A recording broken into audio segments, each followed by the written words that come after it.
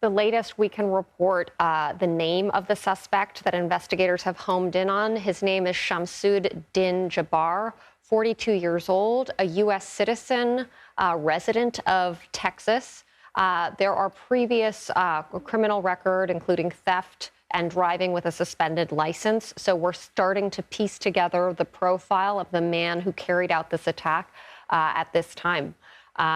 So chilling. It does appear that this person took some time to prepare for this, prepared the vehicle. It looks like there was a flag. Investigators are saying they're investigating whether it's an ISIS flag or possibly another terror group, foreign terror group's flag. Did this vehicle belong to the suspect? It seems the vehicle was obtained through like a ride share app program in Texas. So it was like a rented vehicle. So that's what we know at this time. Joining us now is someone who witnessed this horrific event firsthand, Jimmy Cothran. He has lived in New Orleans for 15 years. Jimmy, first off, I'm so sorry what you have been through. I'm sure you were still processing this. Tell us what you saw. About 3:05, 3:10 this morning, me and my friend were heading from Lower Bourbon towards Canal. We seen up towards Crystal Burger and all that there was just a lot going on. And so we ducked off into a nightclub real quick. And within 2 minutes of walking in, 4 or 5 girls come running in, push past security and hide under tables. Me and my friend living here, kind of knowing what's what and things that have been on the news, we didn't take any chances. We ran upstairs to the balcony area that we knew was there.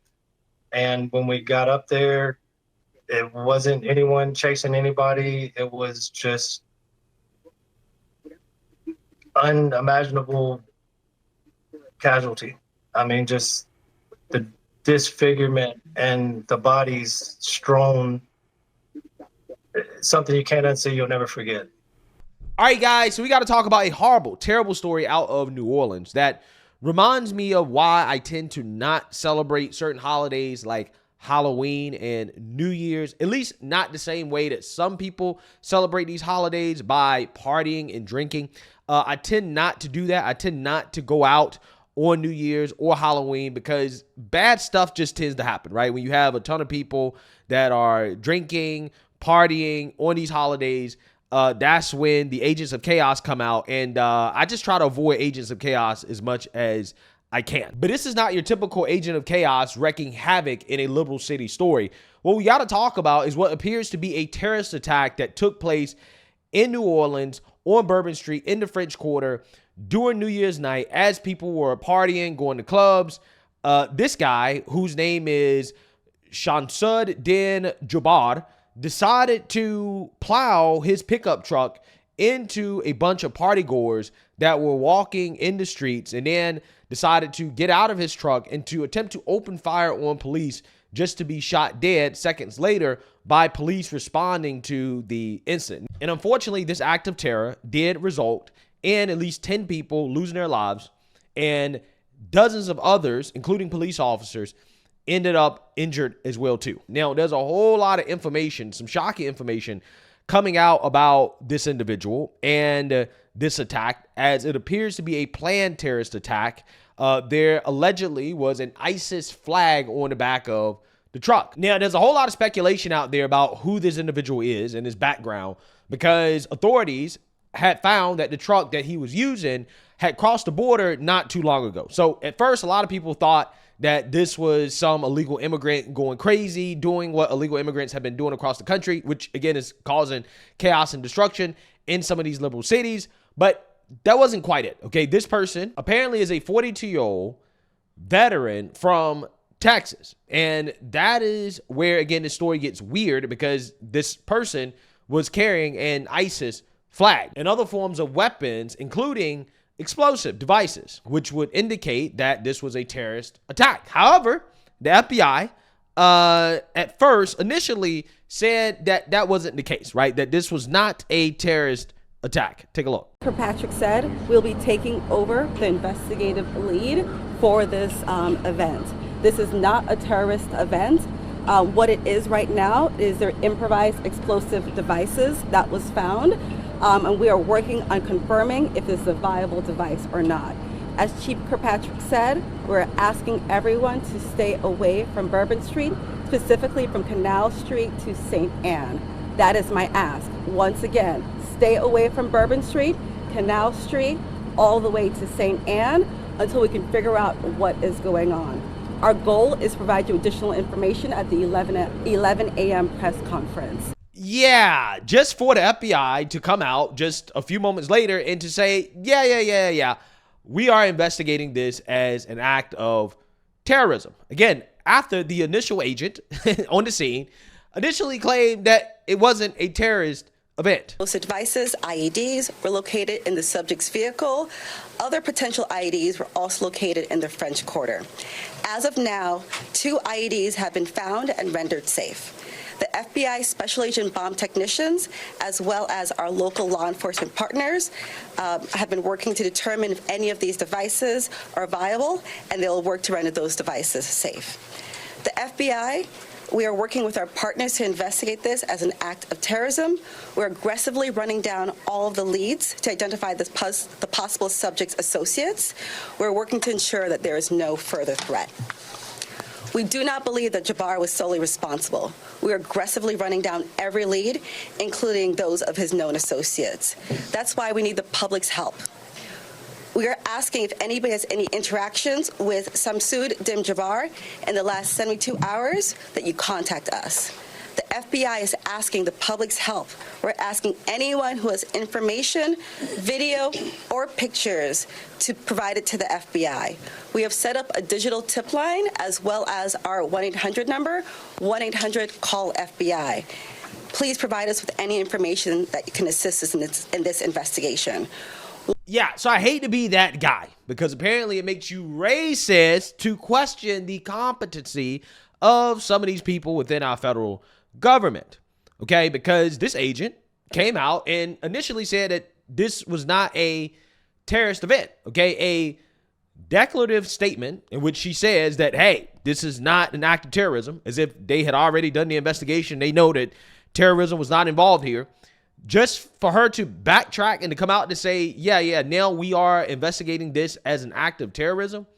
Why did you declare that it wasn't an act of terrorism initially, if you clearly weren't sure, right? Because this woman made this claim despite the fact that there were reports, credible reports, that this truck had an ISIS flag on it. And I'm pretty sure, or at least I'm hoping, that as an FBI agent, she would have known that before the media knew that, right? She would have had that information before coming out and making a claim that this was not a terrorist attack. Again, despite the alleged ISIS flag and the explosives, okay? Also, other indications as well, too, that, you know, clearly this probably had something to do with terrorism, okay? I think the signs were obvious. So I'm just saying, I don't know what's going on here, okay? Maybe she came out and said that because initially it looked as if this attack was an attack that didn't fit the narrative, okay? That this may have been an illegal immigrant that crossed the border, in which it would go along with what Trump and Republicans have been saying about how our border is a national security threat, that we have terrorists coming in to this country through the border, and that bad things are likely to happen as a result of the border being open. Okay, the last thing that the media and the government, the Democrats, the last thing they want is for Republicans to be right about this issue. Okay, so maybe that's why she came out and said it's not a terrorist attack. I don't know. Okay, I'm just trying to figure out how can you be this wrong to then turn around and have to backtrack. But then again, when you look at the individuals that are handling this investigation, that are leading law enforcement in New Orleans, I got a whole lot of questions, to be honest with you guys. Thank you, Governor and Mayor. For those who do not know me, my name is Ann Kirkpatrick. I'm the Chief of Police of New Orleans. My official title is Superintendent, but my role is as Chief of Police. You know, you've heard some of the details today, and over the last 24 hours, we had approximately 400 officers in the French Quarter.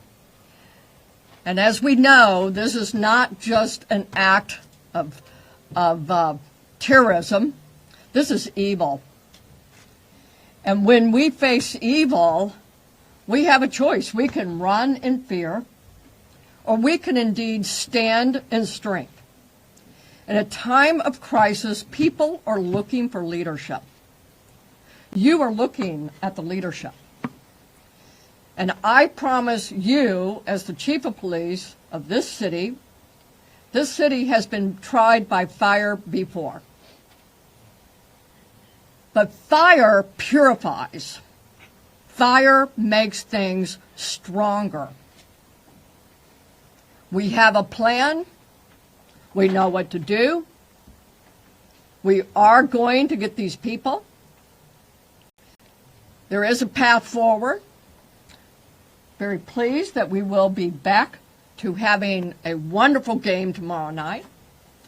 New Orleans police have proven their ability to make this. Yeah. So again, these are the individuals that we have to put our faith in order to solve this mystery. Okay. Because apparently they believe that this wasn't a lone attack, that other people were involved, and they are also looking for other suspects as we speak. We're just hearing now from the Associated Press that investigators have reviewed video of 3 men and a woman placing explosives around, possible explosives around this area. Tracy, this is brand new into our newsroom. So what does that tell you? And to the point about the sheets, I think the sheets were also put up to shield the hotel guests' eyes from the carnage on the street. So you're right with those 2 points. But now we're hearing this video of 3 men and 1 woman placing items, and it seems as though they are connected to the suspect. Tracy, what do you say to that? Well, this is very, very similar to the Boston Marathon bombing that was just brought up, and the Tsarnaev brothers, where you had 2 of them, right, placing those IEDs. This is not at all surprising, because I do think it would have taken multiple individuals to place the IEDs, plan on where that placement would be, as well as then obviously use the vehicle to ram this crowd. But what that also tells me as well is, look, I'm former law enforcement. I think law enforcement is actually doing an excellent job here, but it seems to me that there may not have been explosive sweeps that were done of the French Quarter and of Bourbon Street in particular as a result of securing this area, because part of me does wonder if that explosive would have been picked up by either a dog or a device. Again, I can't say for certain if that occurred, but part of me does wonder. There's no question they are now looking for these individuals and combing through particularly that digital evidence. So again, there's a lot of things about what's going on here that we really don't know. There are more questions than answers at this point.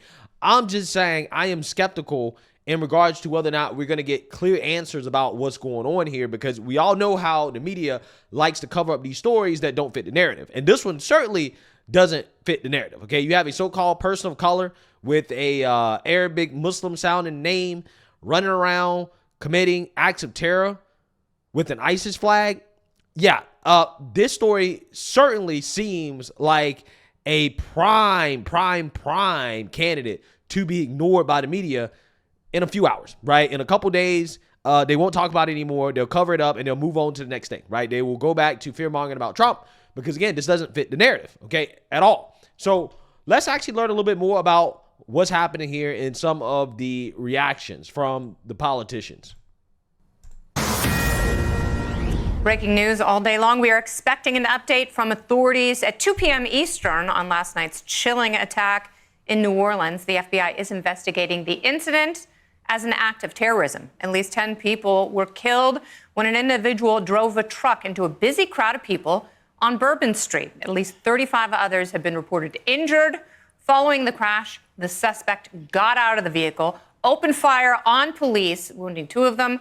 Police say the suspect is dead, and FBI sources telling Fox that the suspect's truck had Texas plates. It is unclear if the truck crossed the border, but it was placed near Eagle Pass, Texas, back on November 16th. It changed ownership at some point between then and now. Joining me now, we've got Fox News Justice correspondent David Spunt. He is at the White House with more details as they emerge. David. Well, hey, Kennedy, President Biden continuing to get updates from his Homeland Security Secretary Ali Mayorkas, as well as Attorney General Merrick Garland, FBI Director Christopher Wray. The FBI is leading this case. We did just hear from the president. He's spent the night, New Year's Eve, in Wilmington, Delaware, at his home. He and the First Lady are heading to Camp David for the day. Here's what he had to say about this terrible tragedy. Watch. You've all got my statement. I'll have more to say in the next hour or so.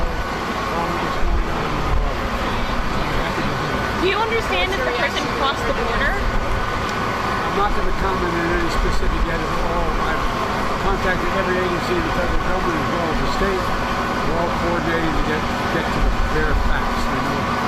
Can you say if he was a foreigner or if he was a domestic? I'm not going to say anything until I get all the facts in front of me.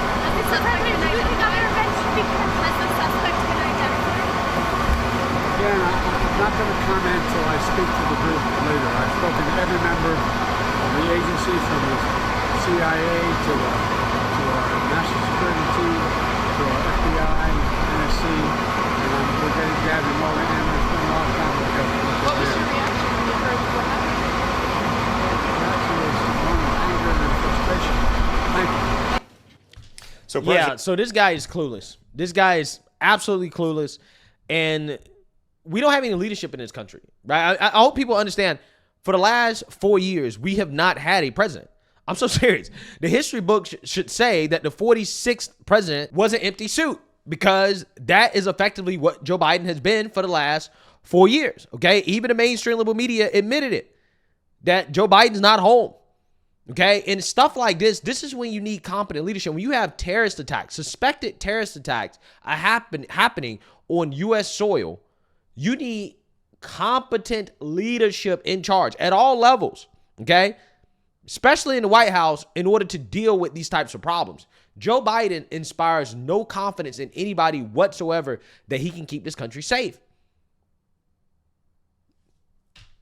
President Biden giving an update there as we wait to hear from officials in a little while. The president-elect says, when I said that criminals coming in are far worse than the criminals we have in our country, that statement was constantly refuted by Democrats and the fake news media, but it turned out to be true. The crime rate in our country is at a level nobody has ever seen before. Our hearts are with all the innocent victims and their loved ones, including the brave officers of the New Orleans Police Department. The Trump administration will fully support the city of New Orleans as they investigate and recover from this act of pure evil. Now, you mentioned, Kennedy, Eagle Pass. We have some updated information from our sources that, yes, the truck did cross the border at Eagle Pass, Texas. That was in November. November 16th is the latest we're being told. But we're also told that the shooter in New Orleans that committed this terrible tragedy was not the person driving the truck. The truck did change some hands, so they're working on the provenance of that truck and how it got to New Orleans, who drove it. We're hearing several different names. We want to be, of course, careful. We don't want to say anything until we know 100% from law enforcement. What we are going to be getting that update within the next couple of hours from law enforcement on the ground, with the FBI leading the charge here. Kennedy. Yeah. So, I mean, even with information coming from law enforcement, there's no guarantee that that's accurate, because they already backtracked on the claim that this was not an act of terrorism. Okay, just to come out and to say, yeah, we're investigating this as terrorism. Although it was obvious, right? It was obvious that, okay, this has something to do with terrorism. Now, in regards to why this dude did it, I don't know. Okay, did ISIS recruit some people here in the United States and radicalize them in order to do this? Again, nobody knows, right? We really don't have that much information at all. I'm trying to be very careful as well, too, in regards to the information that I put out there, because with stories like this, information changes all the time. People put a bunch of stuff out there on social media that turns out not to be true later on when you get all the information. But as of right now, I'm just saying the point of this video is that our law enforcement does not really inspire much confidence in me that they're going to get the information and that they're going to thoroughly investigate this and to prevent things like this from happening again. And this is why I cannot wait until Kash Patel takes over so that he can weed out the individuals who really do not belong in the FBI, right? So we will see what happens moving forward here, and we'll get more information. But early on, it seems like this is a prime candidate story to be covered up by the media because it doesn't fit the narrative. Now, again, if this person was white with some type of Klan or Nazi tattoo, they'd be all over it. They'd be talking about it for the next week or so. But turns out that that wasn't the case. So I think that this story will probably go away slowly. Okay, the media will stop talking about it because the last thing they want to talk about is a potential terrorist attack happening on U.S. soil, okay, under the Biden administration's and the Democrats' watch, right? That is the last thing that they want to talk about. So who knows? We'll see how long they continue to talk about this story, but we will cover it as more information comes out. But let me know what you guys think. Make sure you like, comment, and subscribe. Most importantly, share a Black conservative perspective. Peace.